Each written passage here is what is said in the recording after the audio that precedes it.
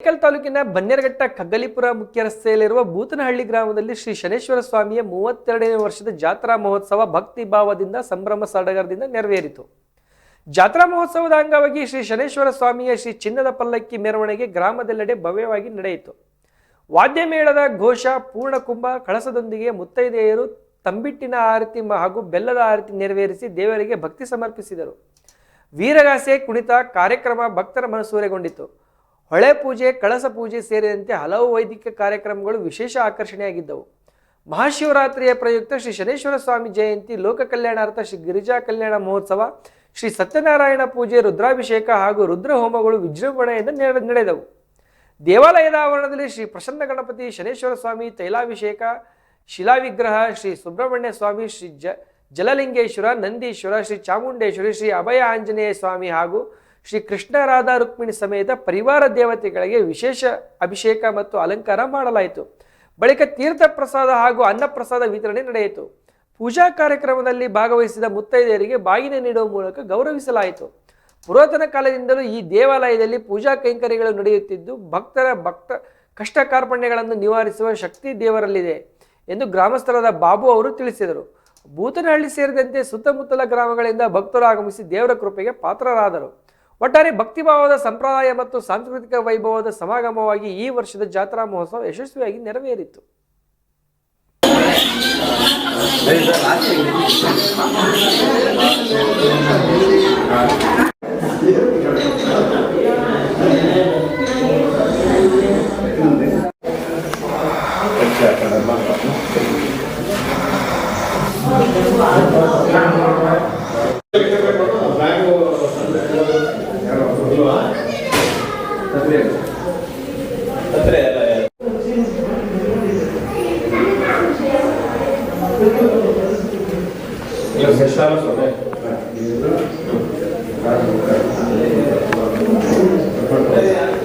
ವಾಜಳ್ಳಿ ಮುನೇಶ್ವರ ದೇವಸ್ಥಾನಕ್ಕೆ ಹೋಗಿದ್ರು. ವಾಜಳ್ಳಿ ಮುನೇಶ್ವರ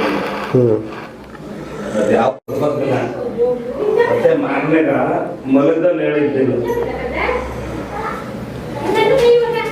ನಮ್ಮ ಕಾಚಾರ ಇನ್ನೊಂದೇನಾಗಿತ್ತು ಗೊತ್ತಾ, ಚಿಕ್ಕಬಳ್ಳಾಪುರ ಒಂದು ಒಪ್ಕೊಂಡಿದ್ದೆ ಫಂಕ್ಷನ್.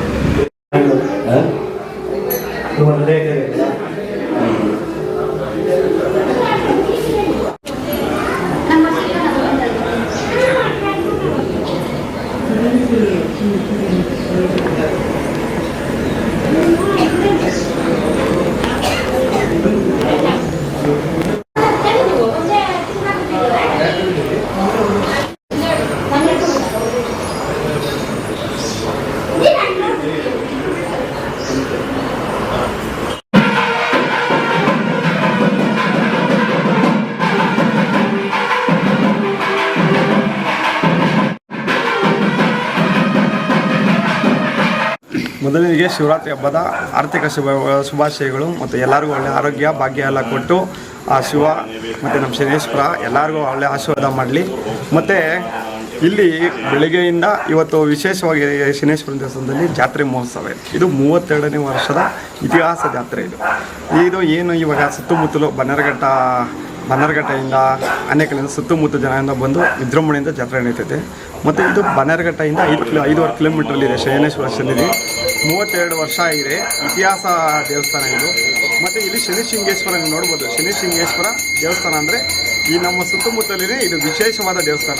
ಇಲ್ಲಿ ನಾವು ಏನೇ ಒಂದು ಹರಕೆ ಇರ್ಬೋದು, ಇನ್ನೊಂದು ಇರಬೇಕು ಅಂದ್ರೆ ಶನಿಶೃಂಗೇಶ್ವರನ ಮತ್ತು ಎಳ್ಳಾಭಿಷೇಕ ಮಾಡಿ ನಮ್ಮ ಹರಕೆಗಳನ್ನು ತೀರಿಸ್ಬೋದು. ಮತ್ತು ನಮಗೆಲ್ಲ ಒಳ್ಳೆಯದಾಗಿದೆ. ನಾವು ಕುಟುಂಬ ಸಮೇತ ಎಲ್ಲ ಬರ್ತಾ ಇರ್ತೀವಿ. ಆಮೇಲೆ ಶ್ರೀದೇವಿ ಭೂದೇವಿ ಇದೆ, ಮತ್ತು ರಂಗನಾಥ ಸ್ವಾಮಿ ಇದೆ, ಮತ್ತು ಸುಬ್ರಹ್ಮಣ್ಯ ಸ್ವಾಮಿ ಇದೆ, ದೊಡ್ಡಮ್ಮ ಚಿಕ್ಕಮ್ಮ ಅಂತ ಇದೆ, ಮತ್ತು ಛಾಯಾದೇವಿ ಇದೆ, ಈಶ್ವರ ಇದೆ. ಈ ಥರ ಸುತ್ತು ಈ ಕಾಡು ಪ್ರದೇಶದಲ್ಲಿ ಇಷ್ಟು ದೊಡ್ಡ ದೇವಸ್ಥಾನ ನಮಗಂತೂ ತುಂಬ ಭಕ್ತಿ ಇದೆ. ಮತ್ತು ನಮಗಂತೂ ತುಂಬ ಸಂತೋಷ ಇದೆ. ಈ ಸುತ್ತಮುತ್ತ ಗ್ರಾಮಸ್ಥರೆಲ್ಲ ಬಂದು ಕೂಡಿ ಜಾತ್ರೆ ಎಲ್ಲ ಮಾಡೋದ್ರಿಂದ ಮತ್ತು ನಮ್ಮ ಪ್ರಧಾನ ಅರ್ಚಕರು ಇರ್ಬೋದು, ತುಂಬ ಜನಗಳಿಗೆ ಒಳ್ಳೆ ರೀತಿಯಲ್ಲಿ ಅವರು ಏನು ಕಷ್ಟ ಸುಖಗಳು ಹೋಗೋದೆಲ್ಲ ಕೇಳಿ ಅವ್ರಿಗೆಲ್ಲ ಆಶೀರ್ವಾದ ಮಾಡ್ತಾರೆ. ನಮಗಂತೂ ತುಂಬ ಸಂತೋಷ ಇದೆ. ನಮಗೆ ಒಂದು 32 ವರ್ಷದಿಂದ ಇಲ್ಲಿ ಶನೇಶ್ವರ ದೇವಸ್ಥಾನ ಇದೆ. ಈ ದೇವಸ್ಥಾನಗಳಲ್ಲಿ ಯಾರೇ ಬಂದರೂ ಕೂಡ ಒಂದು ನಂಬಿಕೆ ಇಟ್ಕೊಂಡು ಬರ್ತಾರೆ. ಆ ನಂಬಿಕೆನ ಪರಿಹರಿಸೋದು ನಮ್ಮ ಸ್ವಾಮಿ ಕರ್ತವ್ಯ. ಮರಿಯಪ್ಪ ಸ್ವಾಮಿ ಅಂತವ್ರೆ, ಅದರಲ್ಲಿ ಒಂದು ಮದುವೆ ಆಗಿಲ್ಲ ಮತ್ತು ಮಕ್ಕಳಾಗಿಲ್ಲ ಅನ್ನೋ ಬರ್ತಾರೆ. ಇಲ್ಲಿಂದ ಬಂದು ಸೋಳ್ಮಿಕೆ ಹೋಗಿ ಹೊಳ ಇದೆ, ಆ ಸ್ನಾನ ಮಾಡ್ಕೊಂಡು ಸ್ವಾಮಿಯಿಂದ ಹತ್ರ ಬಂದು ನೆರವೇರಿಸ್ತಾರೆ. 37 ವರ್ಷದಿಂದ ಒಳ್ಳೆ ಜಾತ್ರೆ ನಡೆದಂಗೆ ನಡೀತಾ ಇದೆ. ಅದನ್ನ ಹೆಚ್ಚಿನ ಸಂಖ್ಯೆ ಇನ್ನು ಸ್ವಲ್ಪ ಜಾಸ್ತಿ ಜನ ಬಂದು ಹೆಚ್ಚಿನ ಸಂಖ್ಯೆ ಬಂದು ನೆರವೇರಿಸ್ಬೇಕಂತ ಕೋರ್ಕೊಳ್ತೇವೆ. ನಮಗೆ ಆ ಥರದ್ದು ಏನಿಲ್ಲ. ನಮ್ಗೆ ಇದುವರೆಗೂ